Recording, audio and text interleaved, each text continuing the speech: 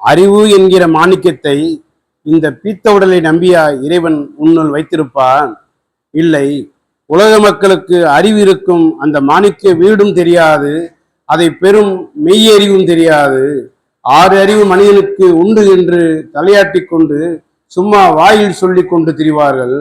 அவை உன்னுள் எங்கே இருக்கிறது காற்று என்றால் நம்மமே என்று விழிப்பார்கள். விஞ்ஞான நூல்களின் ஏடெல்லாம் படித்து கிழித்திருந்தாலும் அறிவிருக்கும் தலம் தெரியாது. அறிவிருக்கும் தலம் அறியார் ஆவி வீணே போவார் என்பது வேத தீர்ப்பு. ஆகவே அறிவிருக்கும் தலம் தெரிய வேண்டியது எவ்வளவு முக்கியமானது பார். இதோ நீங்கள் பார்க்கும் எம் மெய்வெளி மக்களாகிய இந்த செந்தலைகளுக்கெல்லாம் அது தெரியுமே.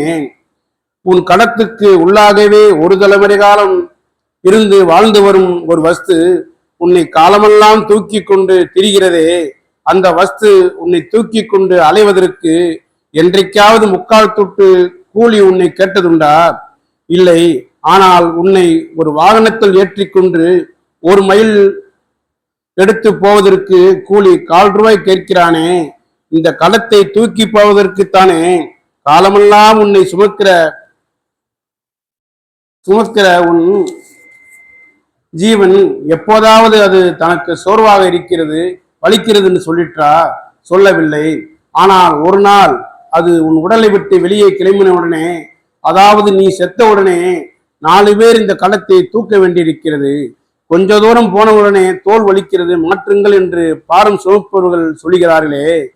உயிருடன் நீ இருந்தபோது லண்டனுக்கெல்லாம் போய் வந்தாயே, அத்தகைய உயிர் உடலை விட்டு போனவன் இன்னும் சிறிது தூரம் தான் போக வேண்டியிருக்கிறது என்று விரும்பினால் போக முடியுமா? கையை கூட அசைக்க முடியாதே. செத்த பின் மான அவமானம் தெரிவதில்லை.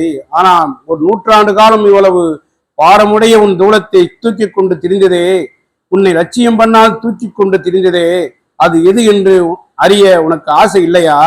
வீணுக்கு காலமெல்லாம் திரிந்தாயே, ஒரு திவில நேரமாவது உன் உயிரின் இந்த வல்லப அதிசயத்தை நினைத்து பார்த்தாயா? உயிர் உன்னை ஒரு நாள் கைவிட்டதும் உன்னிடம் இருந்த அவ்வளவு வல்லவும் போய் நாரி போகிறாயே. உன் ஆயுட்காலமெல்லாம் உன்னை நாராதபடி பாதுகாத்து வைத்திருந்ததே, அது எப்பேற்பட்ட முதல்? அது என்ன கிரையம்பரும்? இது என்றாவது நினைத்து பார்த்தாயா? அது மட்டுமா? உப்பை நாவில் வைத்தால் இது உப்பு என்கிறது, கருப்பெட்டியை வைத்தால் இது இனிப்பு என்கிறது. இப்படி என்னென்ன அதிசயங்களை எல்லாம் உனக்கு ஊழியமாக செய்கிறது. உன்னுள் அறுசுவை வைத்து படைத்ததற்காக புற உலகில் எவ்வளவோ அண்டங்களை இறைவன் சிருஷ்டித்திருக்கிறானே, அந்த இறைவனை எப்போதாவது பார்க்க நினைத்தது உண்டா? இல்லை. அப்பேற்கொத்த ஈன நன்றி கட்டவன் யார் என்று தெரிகிறதா? இந்த உலக வாழ்க்கையில் நீ இருக்கும்போது உனக்கு ஒரு அற்ப பொருளை கொடுத்தவனுக்கு நன்றி சொல்கிறாயே. இவ்வளவு கோடான கோடி ஆன பொருள்களை உனக்காக படைத்து கொடுத்த இறைவனுக்கு நீ நன்றி சொல்ல வேண்டும் என்று நினைப்பு கூட உனக்கு ஏன் வரவில்லை? இறைவன் உன் நாவில் ருசியை வைத்து படைக்காவிட்டால் நீ என்ன பண்ணுவாய்? ஒரு தலைமுறை காலம் உனக்கு ஊழியம் செய்து கொண்டிருந்த உயிர் உன்னை விட்டு விலகியதும் நீ நாரி போகிறாயே. எப்பேற்பட்ட தண்டனை உடனே உனக்கு வருகிறது பார். அந்த தண்டனை எத்தனை காலம் நீடித்து இருக்கப் போகிறது என்பது அறிவாயா? உன்னத அறிவிப்பட்ட நீ நெடுங்கால கொடிய தண்டனைக்கு ஆகலாமா? சற்று நின்று நினைத்துப்பார் என்று சாவா வரம் தரும் மூவா மருந்தனும் முத்தமிழ் கரசரும் நீதியின் யுகவர ஜாதி மீழ்த்தமிழ்ந்தரும் வேதியர் கரசருமாய் எம்மான் சாலையாண்டவள் திருவாய் மலர்ந்துள்ளார்கள்.